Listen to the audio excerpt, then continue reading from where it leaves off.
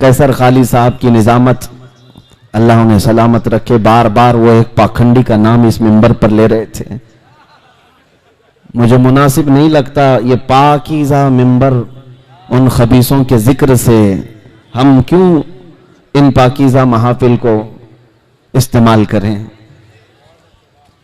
इसलिए कि हमें पता है नबी पाक सल्लल्लाहु अलैहि वसल्लम की अजमत क्या है।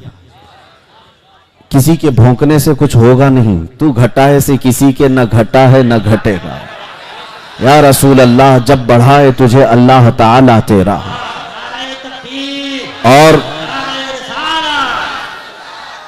और एक बात यह है, जो कांटे खाने की आदत रखते हैं उन्हें फूल समझ में नहीं आते।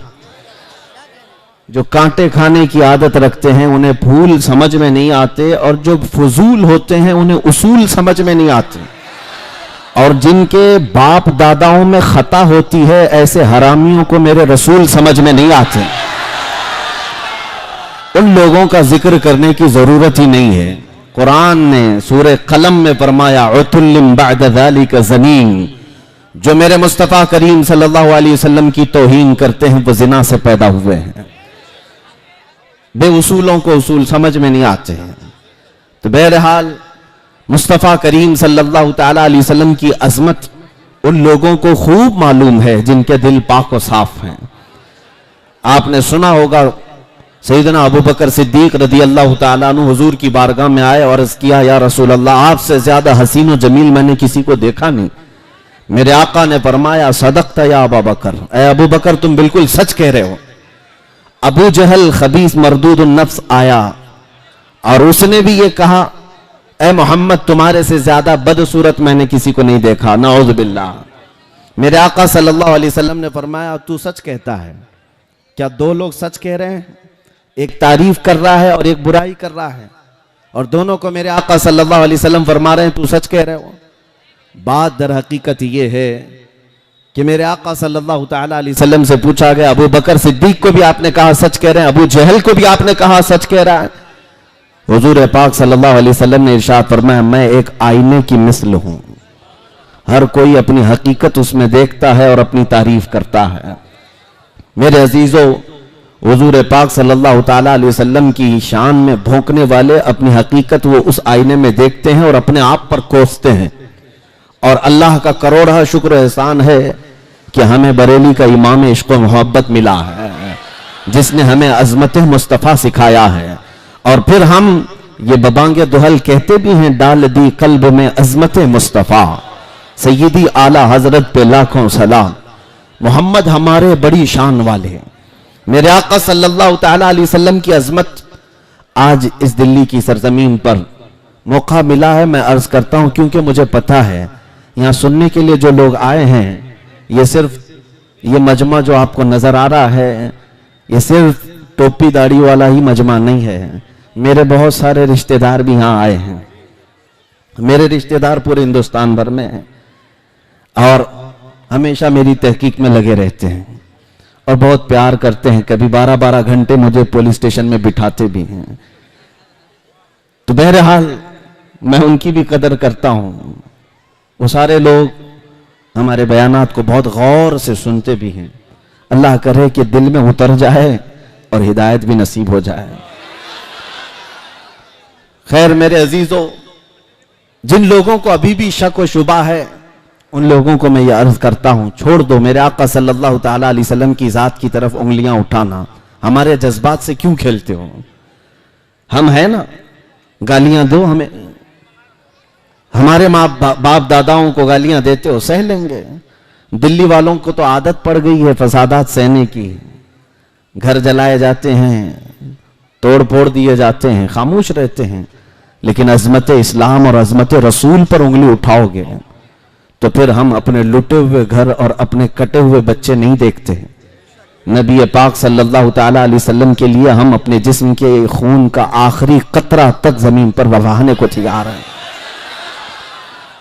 इसलिए कि हमारा यकीन यह है कि जिंदगी में जो कुछ है वो मेरे मुस्तफ़ा की बरकत से है। अगर हम उनके नहीं हो सके तो फिर किसी के नहीं होंगे। एक बात याद रखो, इकबाल ने कहा है, आबरूए मां ज़नाम मुस्तफ़ास्त, ہم سب کی عزت و آبرو مصطفیٰ کے نام سے وابستہ ہے. ہرچے دری دنیا باد مصطفیٰ است. جو کچھ بھی اس دنیا میں ہمیں ملا ہے وہ مصطفیٰ کے بعد ہی اس کا مقام ہے. ہماری ماں ہو، ہمارے باپ ہو، ہمارے بھائی ہو، ہماری بہنیں، ہمارے استاد، ہمارے پیر، ہمارا بادشاہ، سارے لوگوں کا مقام میرے مصطفیٰ کے بعد ہے.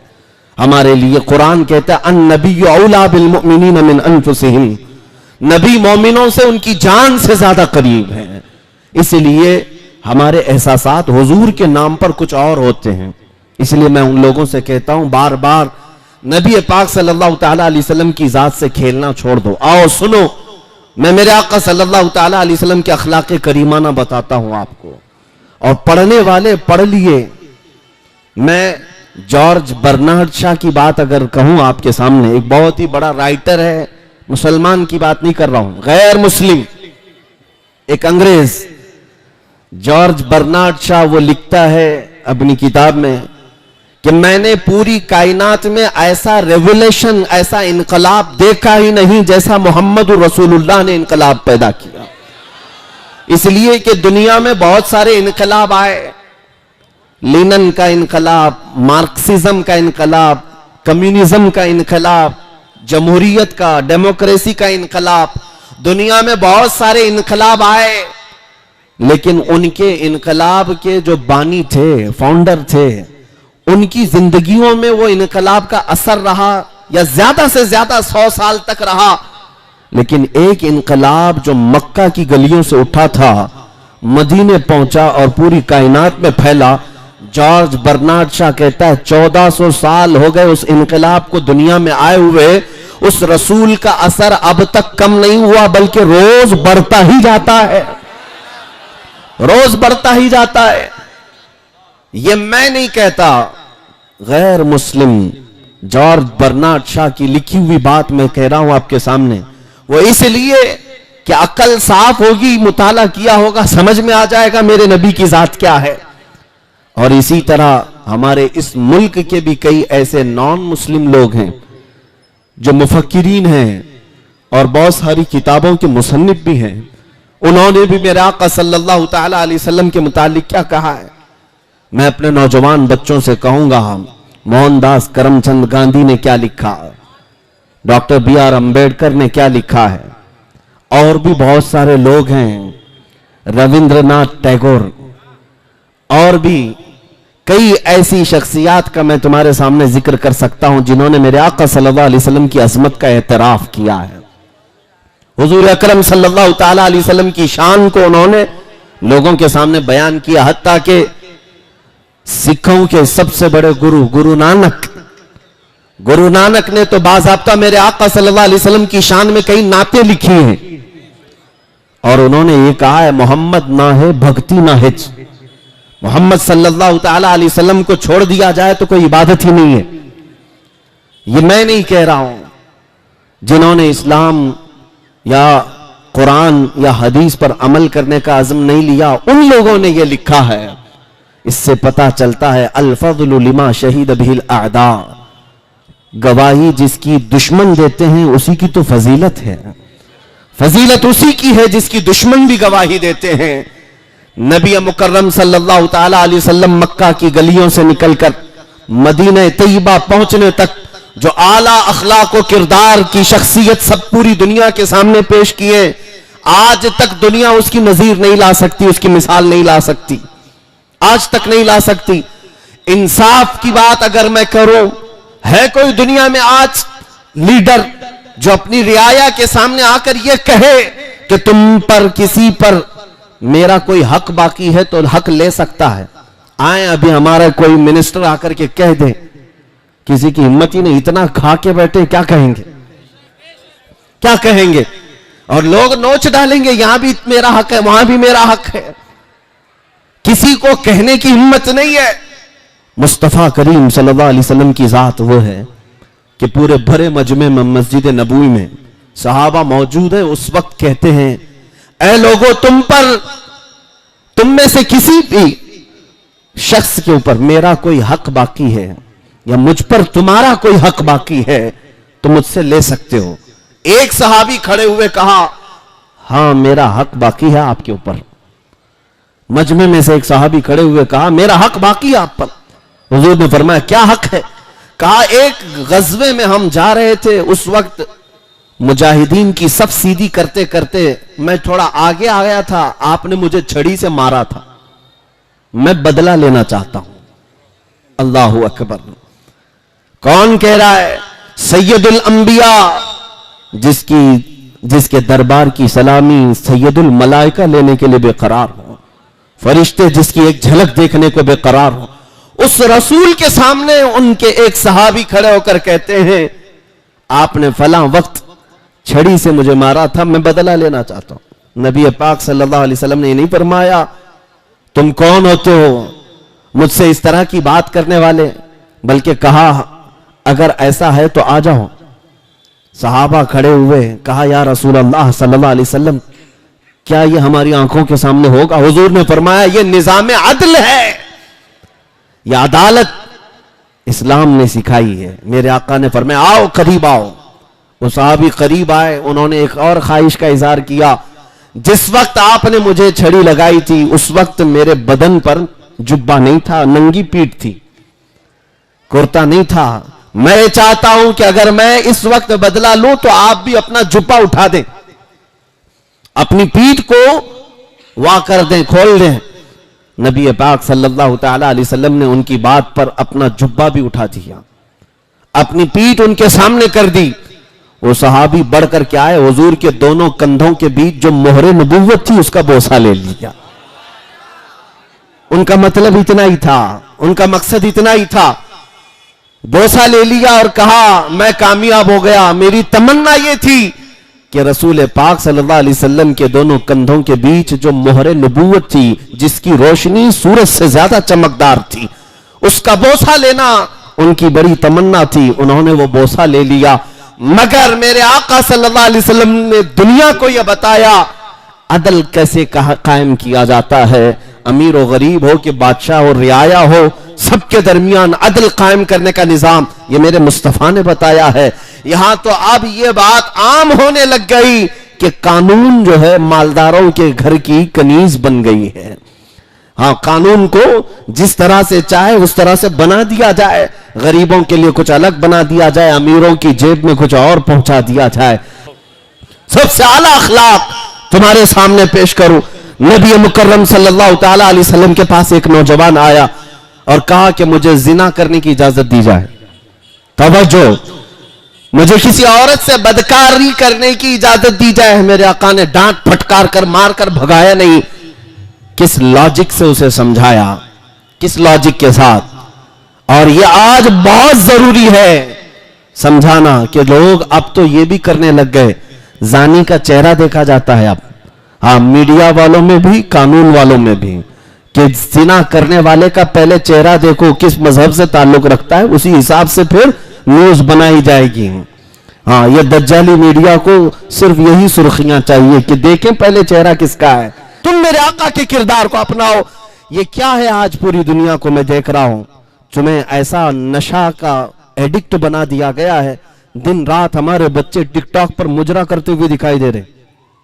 تمہارے ہاتھوں سے قرآن غائب ہے, تمہارے ہاں اسلام کی روشنیاں نہیں, لیکن صبح اٹھتے ہو گانے کی دھن پر, رات ہو رہی ہے گانوں کی دھن پر. تم میرے مصطفیٰ کریم کے غلام ہو, امانت ہو. تمہیں یہ دنیا داری کے لیے نہیں بھیجا گیا ہے. میرے مرشد گرامی حضور تاج الشریعہ رحمت اللہ علیہ نے فرمایا تھا, زندگی یہ نہیں ہے کسی کے لیے, زندگی ہے نبی کی نبی کے لیے. نہ سمجھ مرتے ہیں زندگی کے لیے, ارے جینا مرنا ہے سب کچھ نبی کے لیے.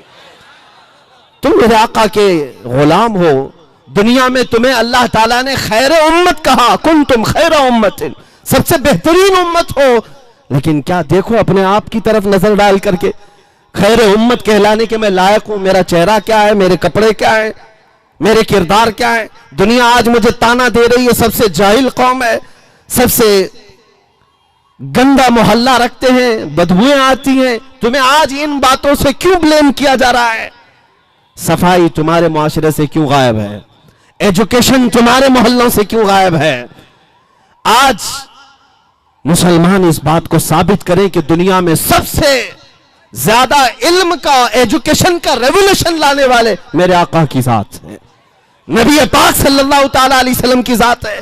تمہیں پتا ہے مدینہ طیبہ میں جب میرے آقا صلی اللہ تعالیٰ علیہ وسلم تشریف لے گئے تھے تو صرف 6 لوگوں کو قلم پکڑنا آتا تھا، 6 لوگ لکھنا جانتے تھے، لیکن نبی پاک صلی اللہ تعالیٰ علیہ وسلم 10 سال مدینہ طیبہ میں رہے تو ایسا ریولوشن آیا کہ تقریباً 80,000 لوگوں کو لکھنا آ گیا تھا، 80,000 لوگوں کو لکھنا آیا۔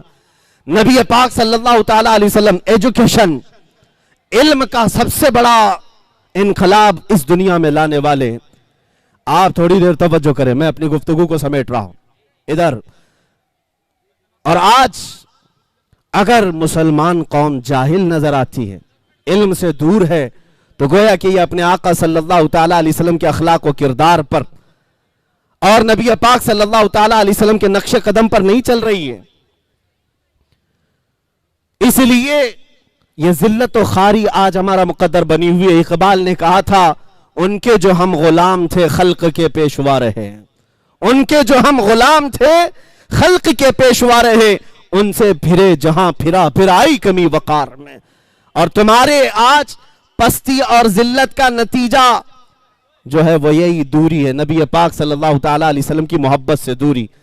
آج حل اگر مجھ سے پوچھتے ہو، ریزلٹ مجھ سے پوچھتے ہو کہ ہم دوبارہ کامیابی کے اس عروج پر پہنچنا چاہتے ہیں کہ ہمارے گھروں میں علم عام ہو جائے، ایجوکیشن آ جائے، اخلاق و کردار آ جائیں، تو سنو اقبال کی زبان پہ سب تمہیں مل جائے گا، سب ملے گا، شرط ہے وہ کیا ہے؟ کی محمد سے وفا تو نے ہے، کی محمد سے وفا تو نے تو ہم تیرے ہیں، یہ جہاں چیز ہے کیا لوح و قلم تیرے ہیں۔ ہاں میرے عزیزو، عزت ادھر ادھر مت ڈھونڈو، عزت میرے آقا کے قدموں میں موجود ہے، عزت میرے آقا کے قدموں میں ہے۔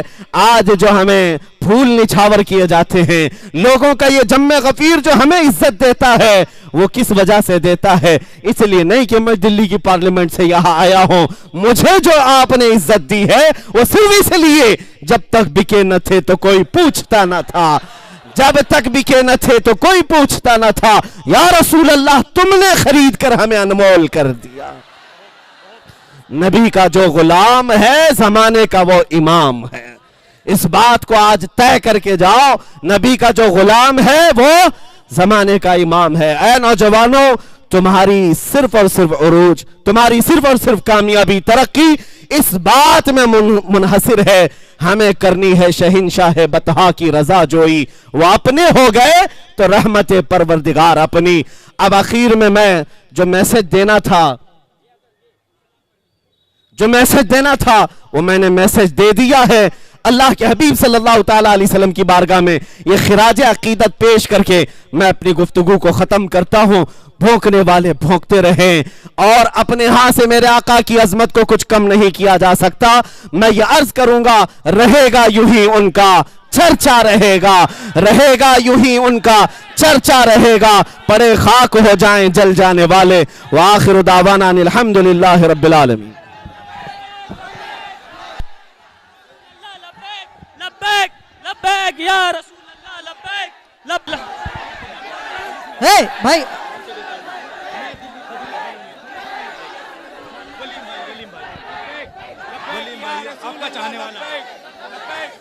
توجہ چاہتا ہوں، توجہ، ارے میرے بھائی توجہ، بس ایسی بول دیے ولیم بھائی کے لیے دعا کر دو، خالی اتنا نہیں، کوئی بات نہیں، کوئی بات۔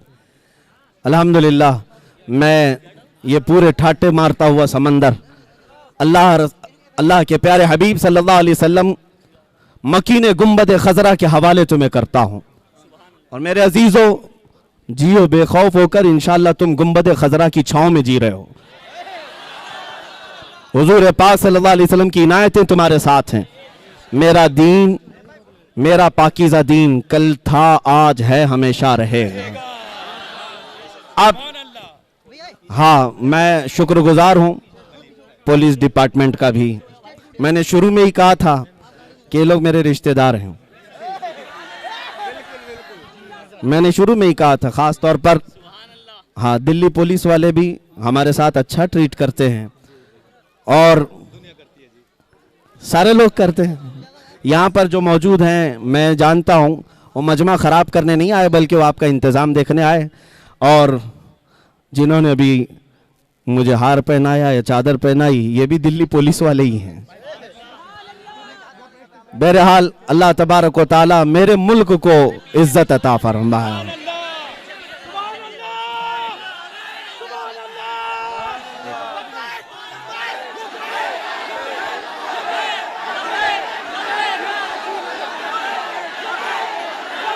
توجہ بس.